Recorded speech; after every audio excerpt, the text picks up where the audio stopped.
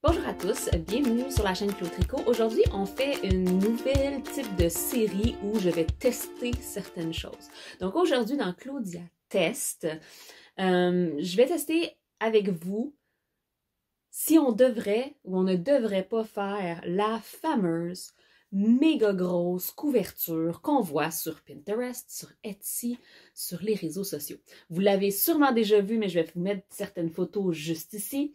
C'est une grosse couverture avec des giga grosses mailles qui, on va se le dire, donne un look complètement agréable, cosy, chaud.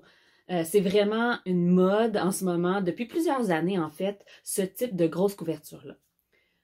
Par contre, ce qu'on nous fait rêver, ce qu'on nous laisse entendre, c'est qu'on peut acheter ce qu'on appelle du roving en anglais. Donc, on achète de la fibre qui est vendue comme une laine super chunky avec laquelle on va pouvoir, avec nos mains, faire des grosses mailles et faire une grosse couverture qui va être magnifique dans notre décor scandinave, mettons.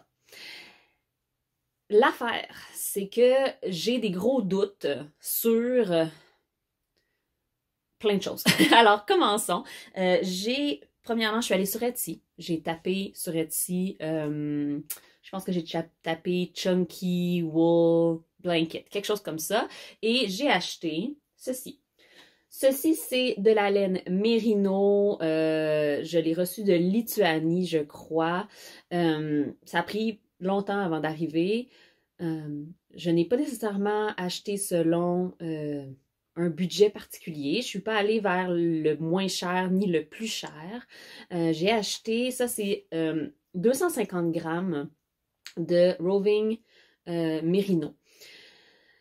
Et donc, dans la description du produit, on me dit qu'avec cette quantité-là, je pourrais me faire, mettons, une tuque avec, mettons.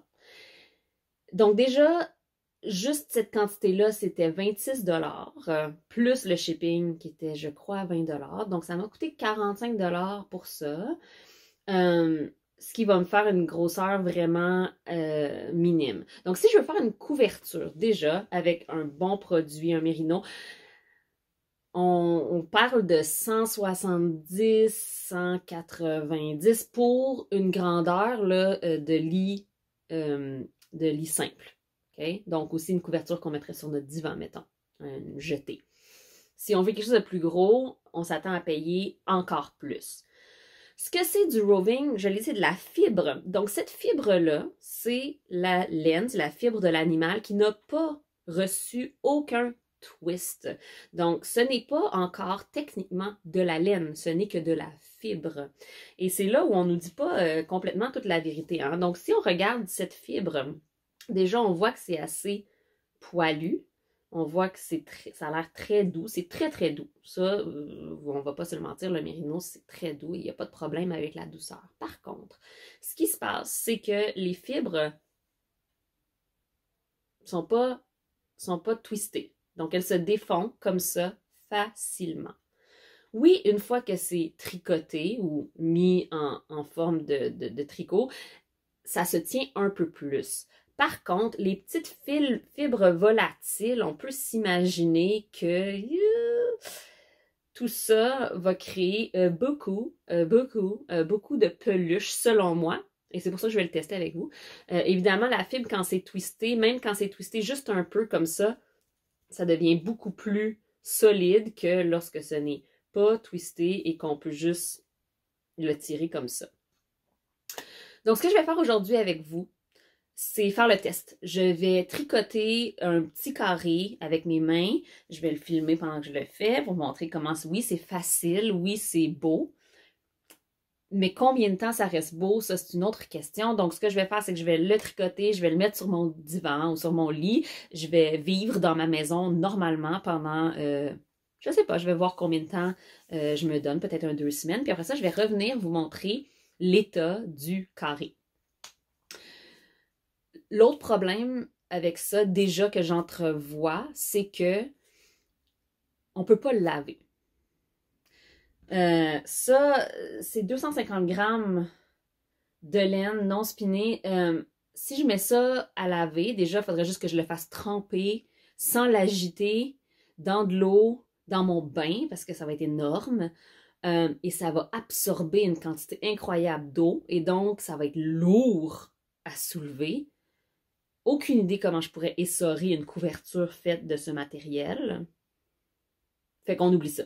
Je lave pas, déjà. J'ai pris blanc parce que je trouvais que c'était une bonne façon de montrer comment ça peut se salir aussi, puis que souvent dans les, dans les publications que je vois, la couverture, elle est justement blanche. T'sais. Une autre façon, quand on a des enfants puis un chien, on oublie ça. Donc voilà, je vais tester pour vous, puis je vous reviens avec mes conclusions.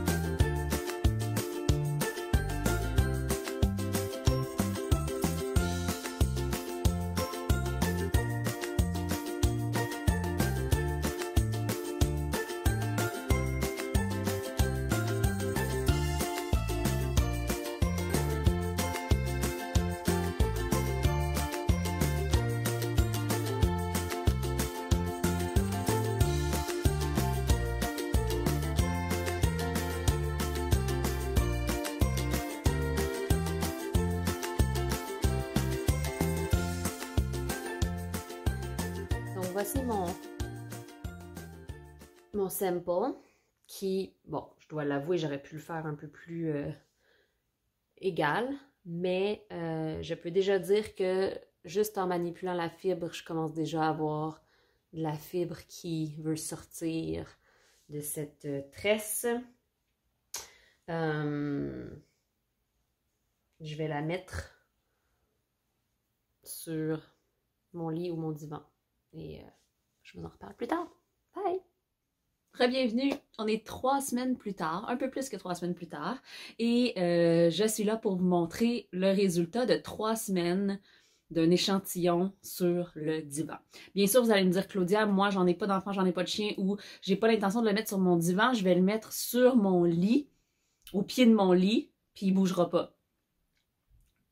Attention, il bougera pas, il faut quand même l'enlever à tous les jours de sur notre lit, peut-être le plier puis le déposer sur une chaise à côté ou quelque chose comme ça, parce que sinon ça va tomber de votre lit, bien sûr, c'est lourd. Donc, il faut l'enlever et juste le fait de le manipuler, il va se passer quelque chose. Donc, le résultat de mon 3 semaines, c'est ça. Donc, à la caméra, on peut voir certains détails. Peut-être que je prendrai des photos, ça se voit encore plus sur l'endos du travail. Mais bien sûr, comme vous pouvez le constater, on a des mousses. Ben c'est même pas des mousses, c'est des filaments de fibres qui ont commencé à sortir de ça. Donc, je n'ai pas tricoté tout le 250 grammes. Ça, c'est simplement 130 grammes de fibres, donc il m'en restait quand même beaucoup et j'avais pas envie de jeter à la poubelle 250 grammes de fibres, donc j'en ai gardé pour filer.